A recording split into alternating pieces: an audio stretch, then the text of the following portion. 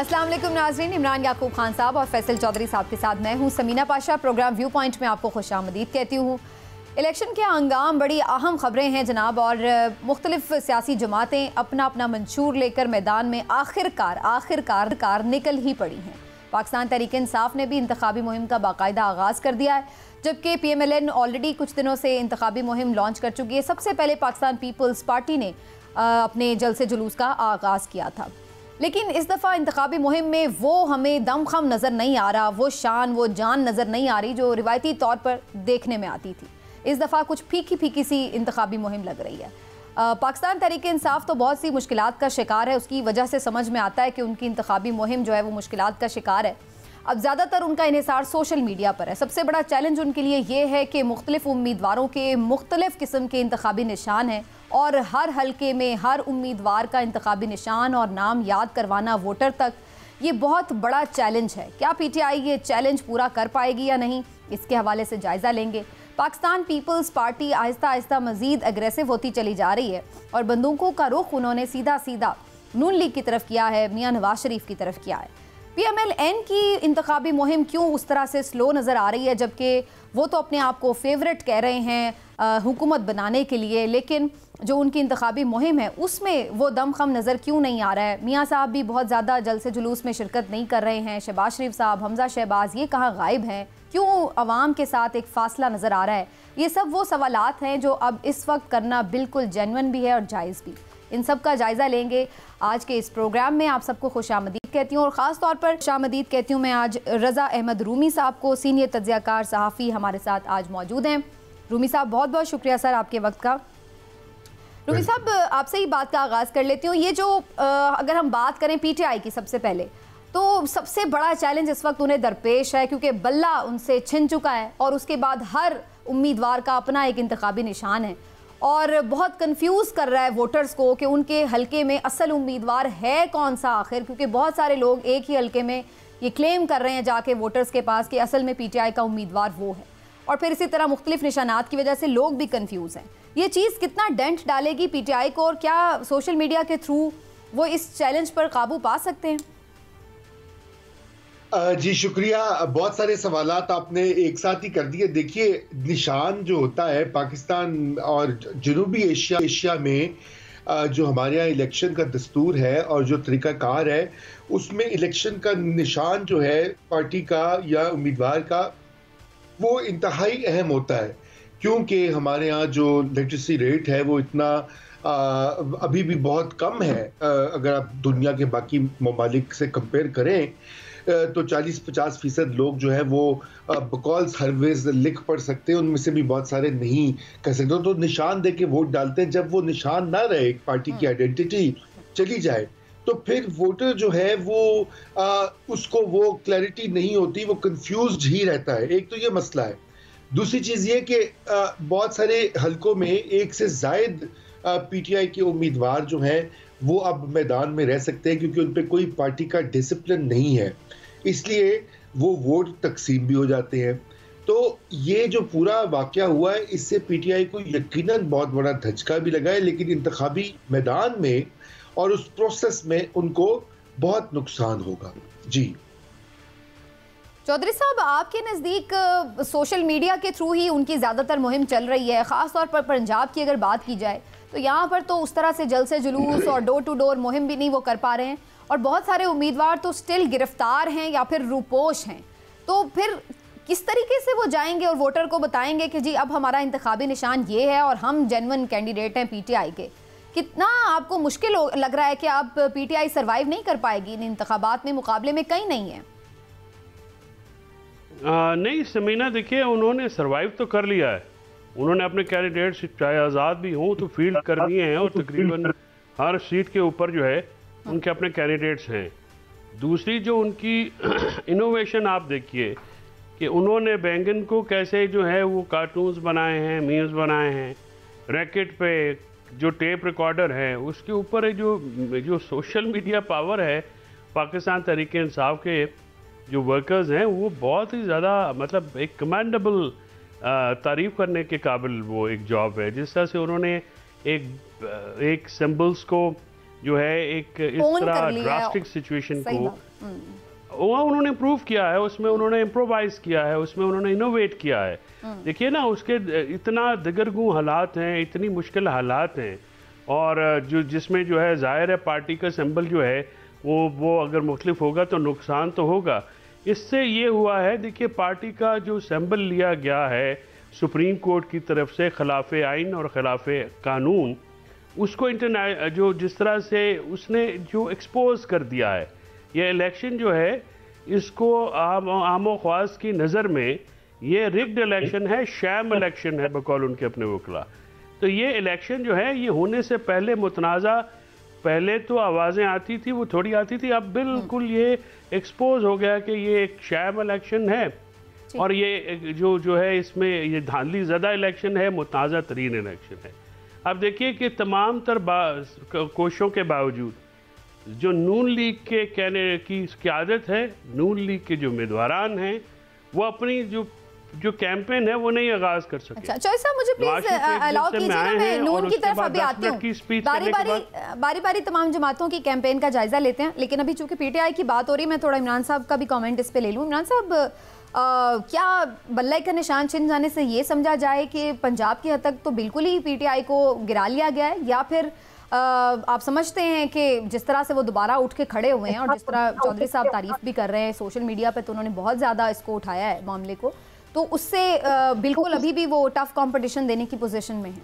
बिस्मिल्लाहिर्रहमानिर्रहीम। समीना, देखिए इसमें कोई शक नहीं कि सोशल मीडिया पे उन्होंने बहुत अच्छे से उठाया है और उसमें बहुत मीम्स भी कर ली, सब कुछ कर दिया, लेकिन मैं क्या कहूँ, एक मजबूरी है कि इलेक्शन सिर्फ सोशल मीडिया पे नहीं होता। अगर तो सिर्फ ये डिजिटल इलेक्शन होता ना तो पीटीआई कभी मार ना खाती, सारी सीटें पीटीआई जीतती तमाम तरह हालात के बावजूद।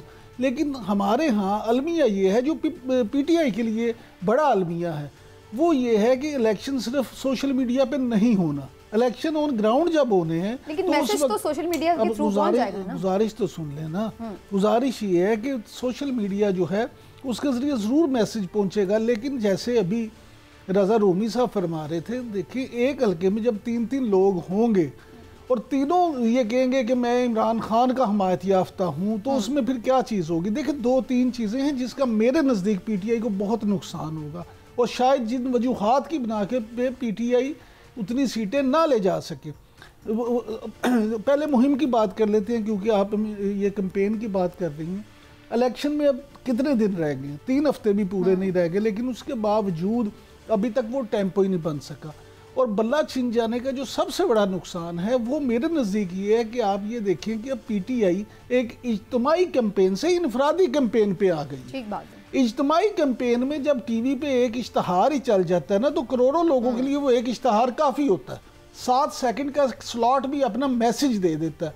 अब वहाँ ये है कि अगर 700 कैंडिडेट को 700 निशान मिले हैं तो किसे समझाए कि यहाँ क्या है वहाँ क्या है? आप बैंगन को जितना मर्जी खूबसूरत कर दें, लेकिन वो खूबसूरती ये जो है आपके लिए पूरे पाकिस्तान की खूबसूरती नहीं है।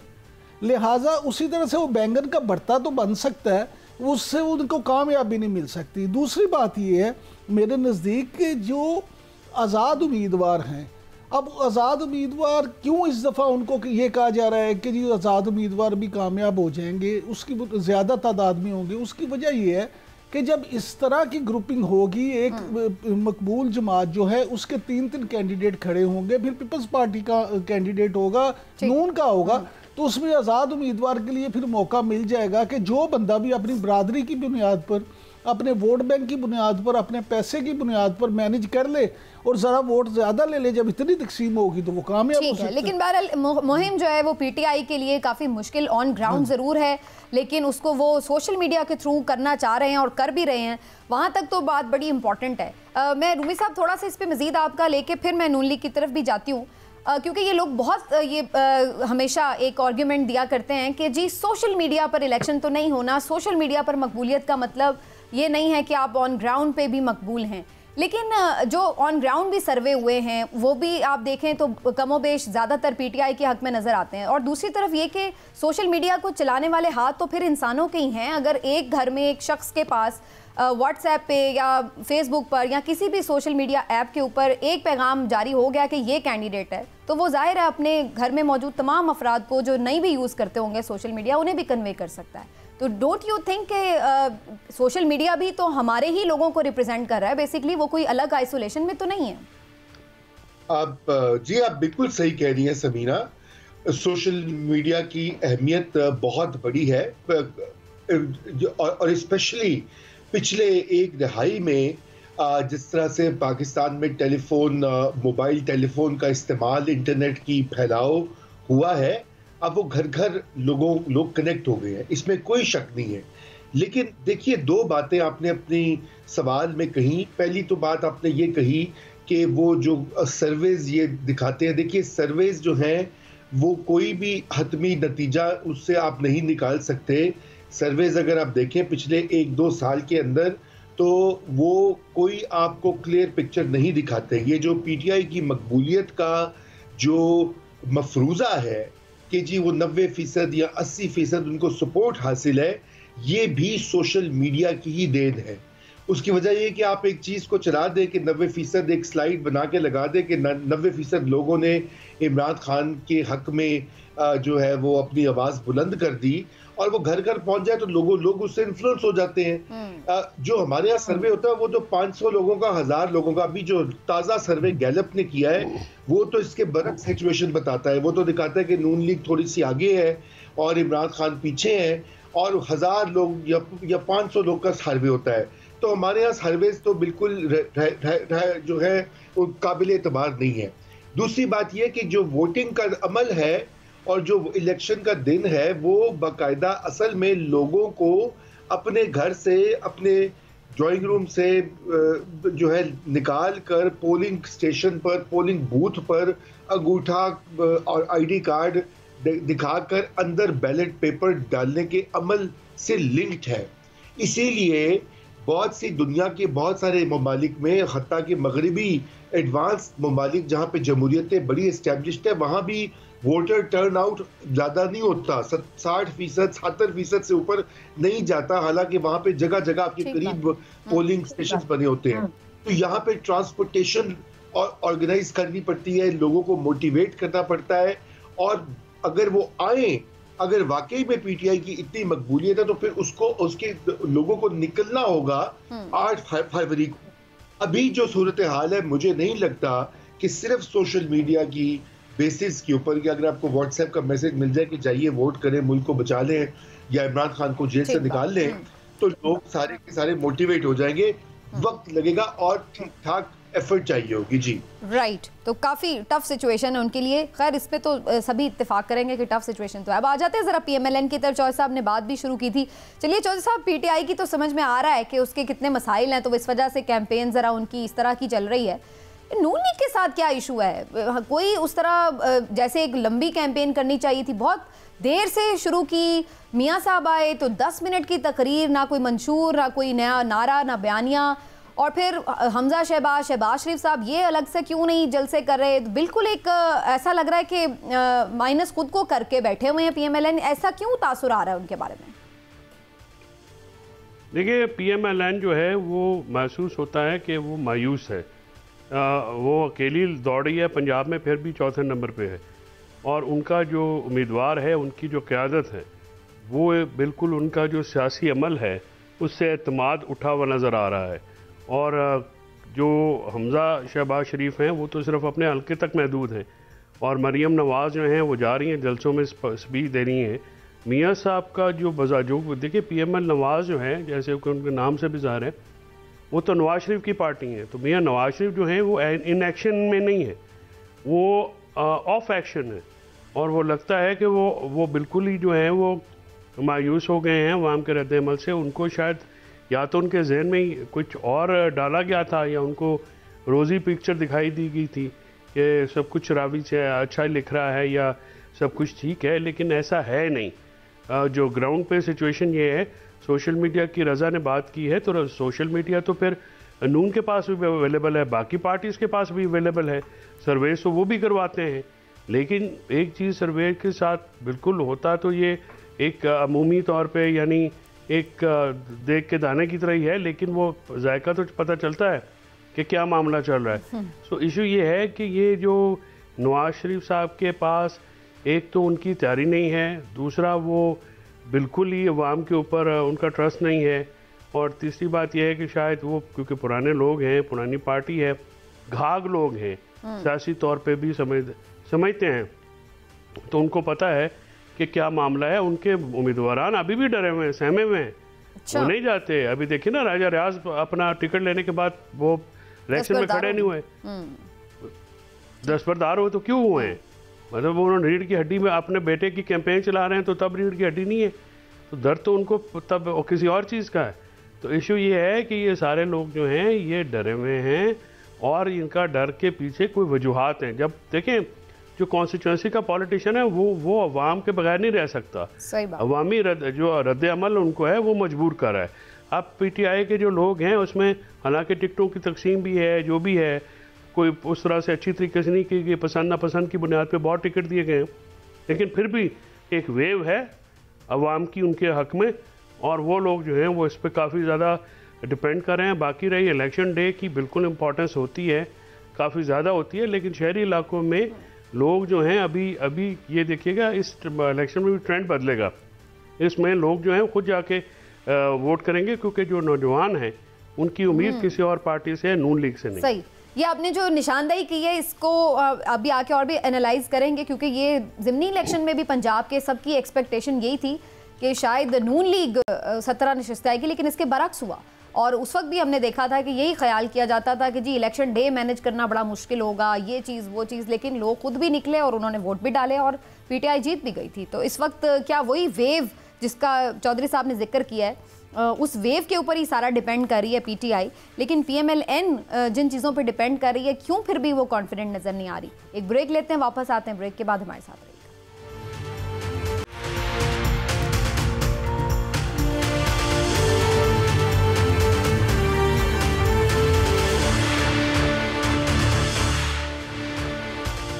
जी वेलकम बैक नाजरीन, और जायज़ा ले रहे हैं हम मुख्तलिफ जमातों की सियासी कैंपेन का। इमरान साहब, पीएमएलएन की सियासी कैंपेन आपको लगता है कि जैसी होनी चाहिए थी वैसी है, और कमी क्यों उसमें नज़र आ रही है? सब इस पे पॉइंट आउट कर रहे हैं।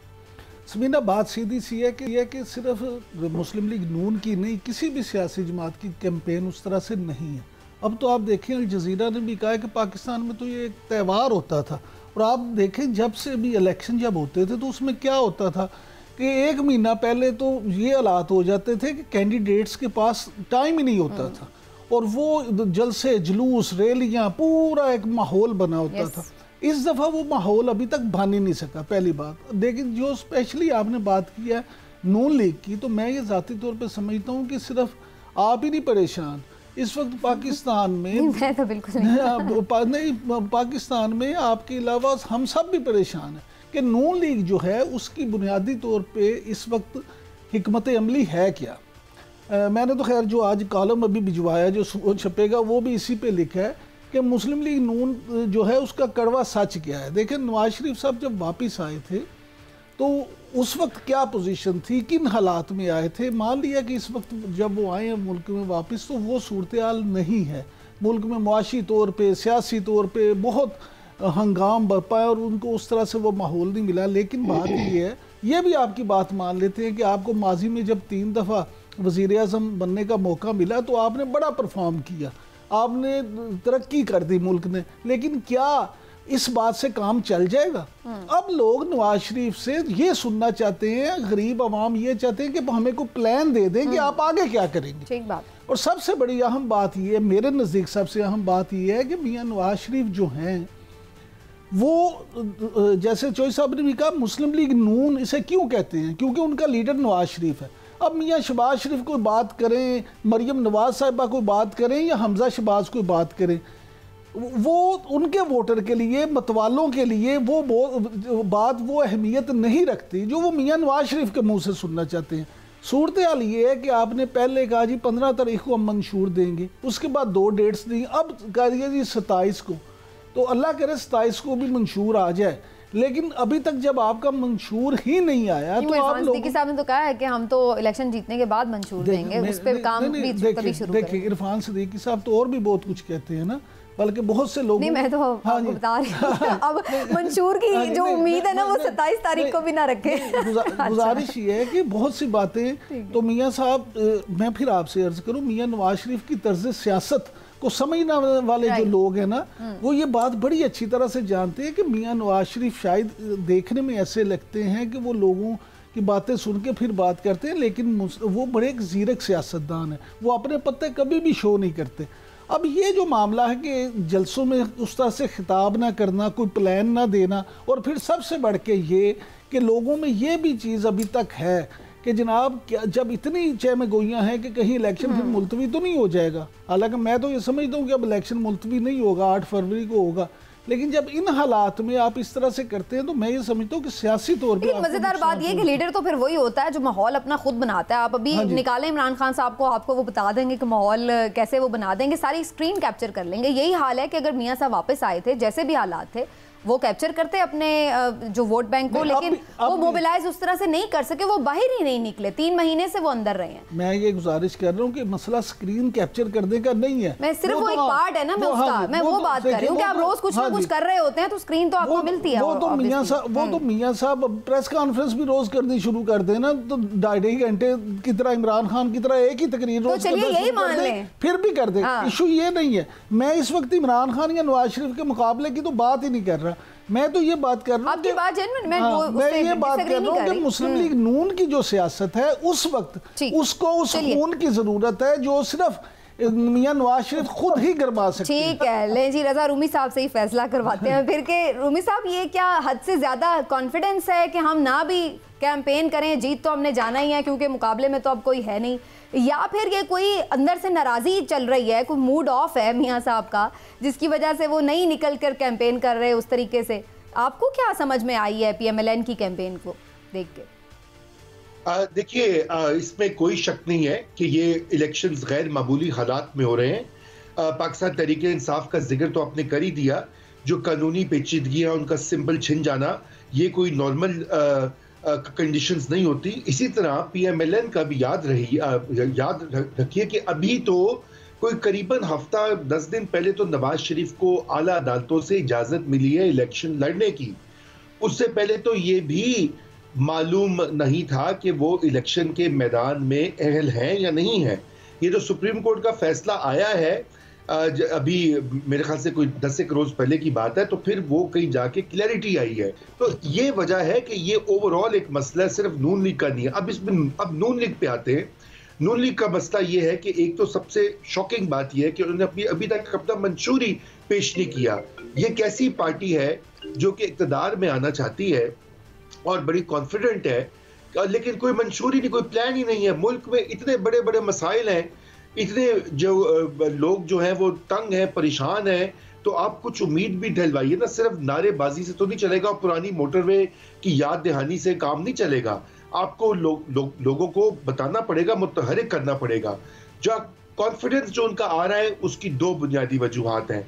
कॉन्फिडेंस नंबर 1 है कि उनका जो सबसे बड़ा राइवल पंजाब में जो उनके लिए खतरा है वो लीडर जो है वो जेल में है, उनके रुफ़क़ाए-कार जो है सीनियर जो कि पीटीआई को लीड कर सकते हैं वो भी जेल में है। तो एक तरह से 2018 वाला मामला हो गया कि जब सियासी राइवल जो है वो मैदान से गायब होता है, नंबर 1। और नंबर 2, आपको पता है कि पाकिस्तान में इक़्तिदार का हसूल सिर्फ इलेक्शन ही काफ़ी नहीं होता, कबूलियत जैसे कहा जाता है हरफ़े आम में, वो भी ज़रूरी होती है। तो इसलिए अभी तक सिग्नल्स हैं कि उनको कबूलियत हासिल है, इलेक्शन वो जीत लेंगे, चाहे सिंगल लार्जेस्ट पार्टी बने या कोलिशन बनाए। इसलिए एक तरह से एक लेवल ऑफ कंफर्ट आ गया हुआ है। जी, एक ब्रेक ले लेते हैं इस पॉइंट पर। ब्रेक से वापस आए तो पीपल्स पार्टी की भी इलेक्शन कैंपेन भी डिस्कस करेंगे और बिलावल भुट्टो जरदारी जो इंदिया दे रहे हैं कि इलेक्शन के बाद किस तरीके से वो हुकूमत बनाएंगे, क्योंकि ये भी वो कैटेगोरिकली कह चुके हैं कि नून के साथ दोबारा हम कोalition में नहीं जाएंगे। तो क्या वाकई कोई पीपल्स पार्टी के लिए भी चांस है अभी भी कि वो आज़ाद लोगों के साथ या बाकी जमातों के साथ मिलकर एक गवर्नमेंट फॉर्म कर सके? उसके भी जायज़ा लेंगे और कुछ मामलात अदलिया के साथ भी जुड़े उस पर भी डिस्कस करेंगे। एक ब्रेक के बाद नाज़रीन हमारे साथ रहते हैं।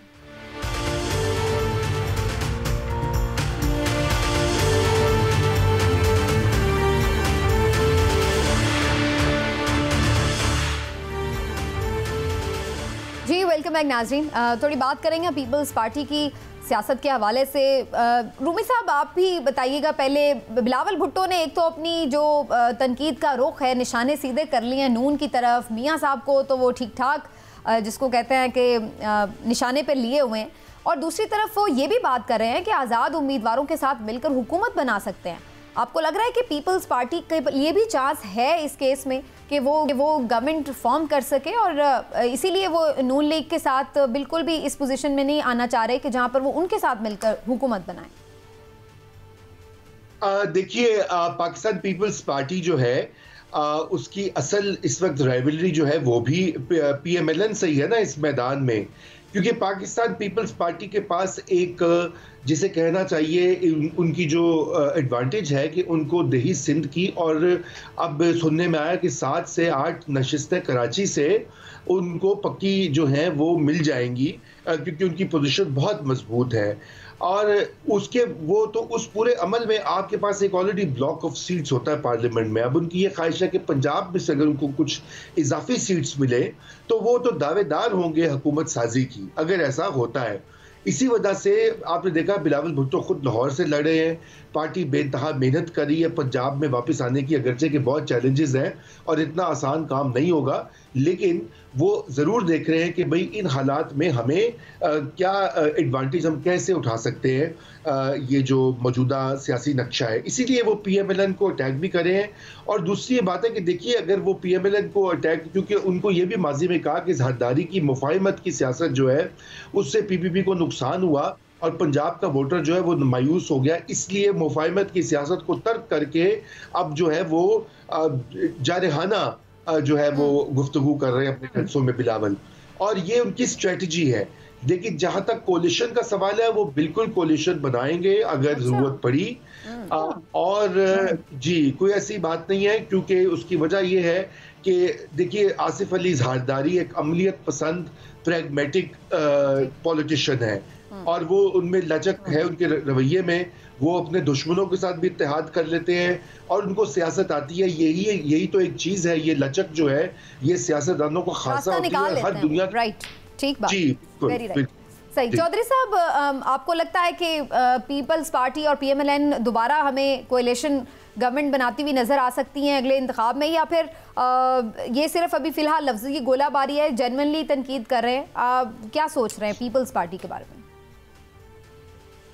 देखिए, पीपल्स पार्टी जो है वो काफ़ी अरसे से कैंपेन अगर कोई सियासी जमात कर रही है वो तो पीपल्स पार्टी कर रही है, लेकिन उनकी कैंपेन जो है इनफेक्टिव है पंजाब की हद तक। तो ख़ासकर बिलावल भुट्टो बड़ी मेहनत कर रहे हैं अपनी पार्टी को, लेकिन उनके पास जो मसला ये है कि 15 साल में सिंध की कारकर्दगी कोई नहीं है। सिंध में कोई ऐसे उन्होंने काम नहीं किए हैं जिसको आप ये कहें कि वो इतने शानदार हैं या इतने उन्होंने लाजवाल किस्म की एक तारीख रकम कर दी है, वैसा कुछ नहीं हुआ।